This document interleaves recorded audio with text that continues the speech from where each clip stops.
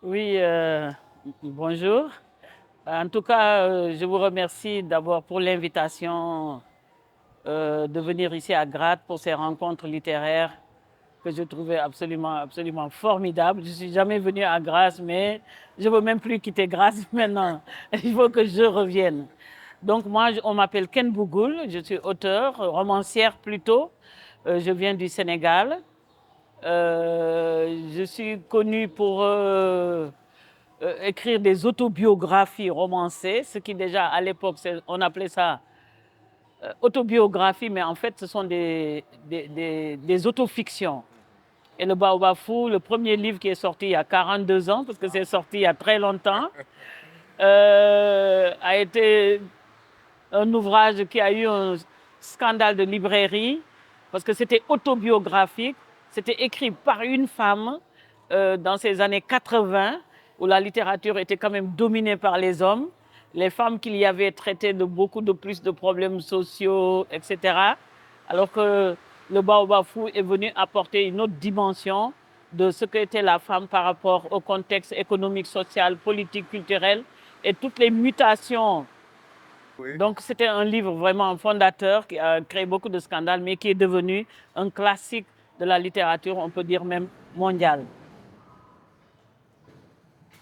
Et après, donc j'ai écrit beaucoup d'autobiographies, mais que j'ai alternées sous l'impulsion d'un autre écrivain quand j'avais voulu arrêter d'écrire après avoir écrit une trilogie autobiographique. Cet écrivain, c'est Boubacar Boris Diop qui m'a dit, mais non, il faut continuer à écrire. J'ai dit, mais je ne suis pas un écrivain. Il dit, mais tu as déjà écrit 3 livres qui sont connus, qui gagnent des prix, etc.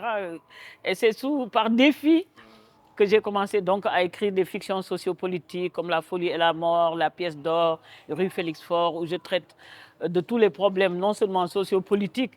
Dans les problèmes sociaux, j'ai parlé, j'ai pensé, j'ai écrit un livre, Rue Félix Faure, sur la manipulation et l'exploitation des femmes à travers les religions. J'ai parlé des questions d'environnement dans La pièce d'or. Je suis encore revenu à l'autobiographie avec un livre sur ma mère quand elle est décédée, de l'autre côté du regard, qui a eu un succès beaucoup en Europe, en Pologne, c'est traduit dans plusieurs langues, etc.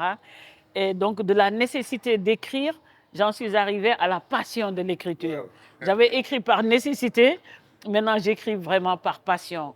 Et ce qui m'intéresse dans ce que j'écris, c'est pas de traiter de c'est pas le thème du livre qui m'intéresse, mais comment traiter un thème, montrer la possibilité dans la diversité créatrice de l'Afrique à travers nos manières de nous exprimer, de nous comporter, nos attitudes, nos gestuels, insuffler cette créativité typiquement africaine dans la créativité universelle. Donc c'est ça qui m'intéresse le plus. Je travaille beaucoup mes livres sur cet aspect de la créativité, plus que sur le thème. Bien sûr que le thème d'un livre me sert de prétexte d'écriture, mais mon objectif n'est pas de traiter un sujet. C'est pas un engagement, c'est un engagement certes, mais ce qui m'intéresse le plus, c'est montrer cette possibilité, cette diversité dans l'imaginaire africain au niveau de la création. Donc, de venir ici à Gratte, pour moi, c'est vraiment une superbe opportunité, bien que j'ai failli ne pas venir pour des raisons personnelles, difficultés que j'avais au pays. Mais depuis que je suis arrivée, j'ai trouvé que d'organiser des rencontres littéraires dans des villes, dans des pays où l'Afrique n'est pas connue dans sa dimension créatrice, en tant que dans le domaine de la littérature, dans le domaine des arts plastiques, peut-être la musique, parce que la musique est plus facile à exporter. Et on ne pense pas qu'il y a des grands auteurs en Afrique, qu'il y a des grands penseurs en Afrique, qu'il y a des grands peintres, des grands artistes, des grands plasticiens, etc. en Afrique. Donc d'organiser ça dans cette ville de Graz, éloignée de Vienne, des grandes villes que nous avons l'habitude de connaître de l'Autriche, moi je trouve que décentraliser déjà la culture à ce niveau-là, ici à Graz, orienter ça vers la littérature africaine, je trouve que vous avez fait un excellent travail. Et quand je discute un peu avec les gens ici, c'est des rencontres qui les touchent énormément, qui les intéressent beaucoup, parce que ça leur dessille les yeux.